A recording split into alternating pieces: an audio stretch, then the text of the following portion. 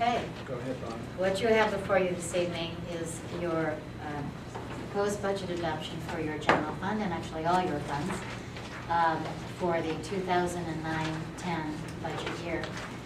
We have received information about every other day that changes the information we heard the day before.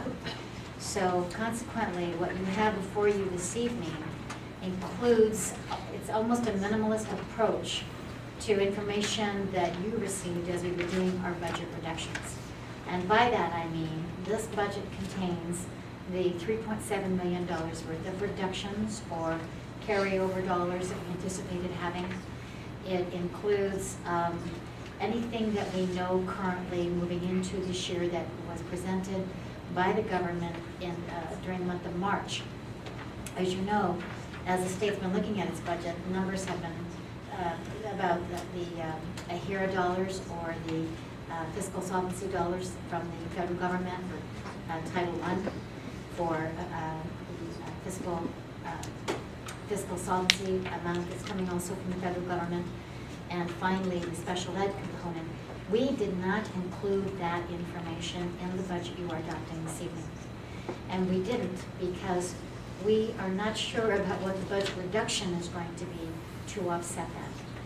Our county office gave us the alternative to be able to include information. It also gave us an opportunity to present the budget based on material that we believed was more concrete than the information we've been getting on a daily basis. It is correct that we know now that we will be getting a cut in transportation. Whether it's going to be $1 million or 20% of the funding level has not been determined yet. It's being discussed. It's being moved in and out of Tier 3, which means it's resources that not only are going to get a 20% cut, but can be used to be able to sweep resources to be able to cover shortfall. Yes? So, I'm sorry, when you said $1 million or 20%, is that a decision or does 20% equal $1 million? No, 65% is $1 million. Okay, so it's either 65% or 20%? 20%, right. Right now, it looks like it could be 20% and not $1 million, but again, the number has not settled out. And we really believe the state was going to, there was a lot of hype that the state was going to adopt its budget because it needed to by June 30th, and here it is, the 23rd, and we're not done yet, they're not done yet. And so consequently, what you're adopting this evening has the information, it has no new information in it that you have not already heard at our public meetings. We have given you what our budget assumptions are, what we believe our ADA number is going to be. You remember that when we build the budget, I have always built the budget based on the prior year ADA P2, our funding level. The last 3 years we've grown. If the charter school takes any of those kids, we lose the money immediately. So we just have been rather conservative, truly, because we don't know if we're going to have growth. And if you have decline at the same time you're getting budget reductions, that's a prediction for disaster. And we've been there before, and it was really a difficult time. So the number that you see here is the number that we have.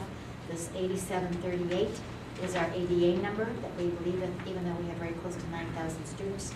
We believe that'll be our funding amount for next year. Right now, based on what you're saying, we are anticipating getting 82 cents on the dollar for every dollar that the state owes us. We have also increased, and even though we made our reductions that we needed to in staff, anybody that was hired for a partial year, we've included a full year's salary, so that we may have had a savings last year that washed into our ending balance. We now have made sure that everybody has a full-time job that has been hired mid-year.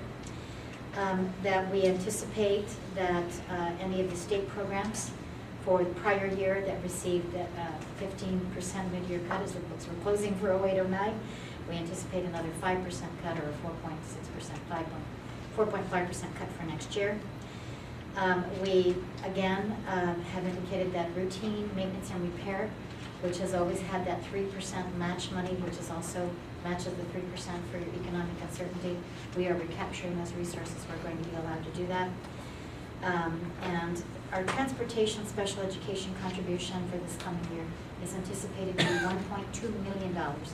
That continues to increase on an annual basis by about $100,000 to $200,000 a year.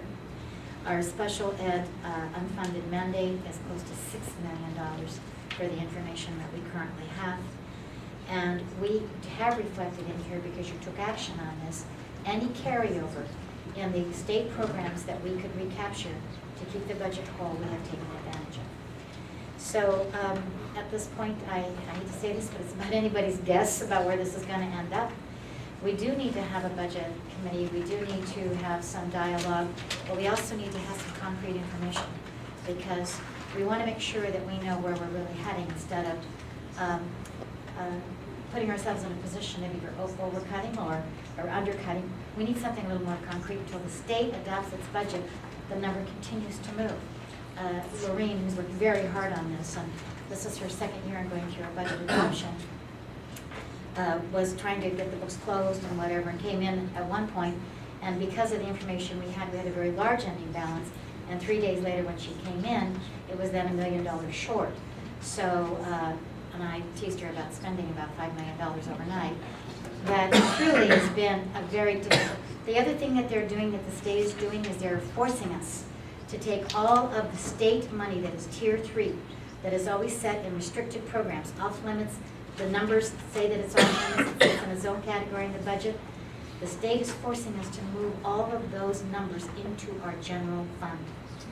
And so it's going to look like we have more money. If we continue to run the programs, the state funding programs, we've run them in the past, which we don't have to do, because supposedly right now all bets are off, it's going to look like we have more money than we have, because those resources, those numbers are being pushed into our general funds. So anyway, it's like I say, where this is going to end up, it's anybody's guess. The sky's not falling anymore. You know, in the beginning, the sky, I remember calling the superintendent on the way home from a budget meeting saying, oh my gosh, you know, there's another, we've already cut $3.7 million. We have to cut another $1.9 million in 08-09, and another over $2.2 million in 09-10. And that's based on all the work we had already done. But with the stimulus money and with the way that the state's waffling back and forth and taking the restricted money and making it unrestricted, we really don't know where this is going to land right now. So we have no proposal to you for any action at this point in time except to adopt what we have. And as this begins to unfold, we'll just continue to keep you abreast with whatever information we have. So, Bonnie, your intention